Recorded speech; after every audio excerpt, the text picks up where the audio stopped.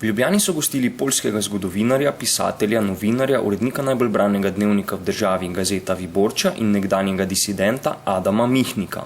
V založbi Filozofske fakultete je izšel prevod njegove knjige Iskanje izgubljenega smisla. Mihnik v seriji esejev opisuje in komentira zlom totalitarnega režima na Poljskem, obdobje tranzicije, vpliv katoliške cerkve na državo in vpliv velikih poljskih literatov na družbo. Mihnik je tudi velik nasprotnik lustracije.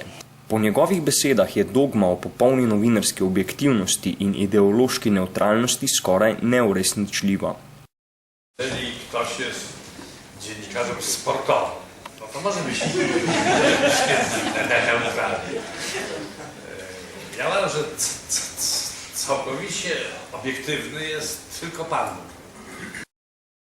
Adam Mihnik se je v pogovor na Filozofski fakulteti na kratko dotaknil tudi aktualnih razmer v Evropi in Sloveniji. V šaljivem tonu je zaključil, da se Slovenci nimamo česa bati, saj nobeden od naših voditeljev nima brata dvojčka.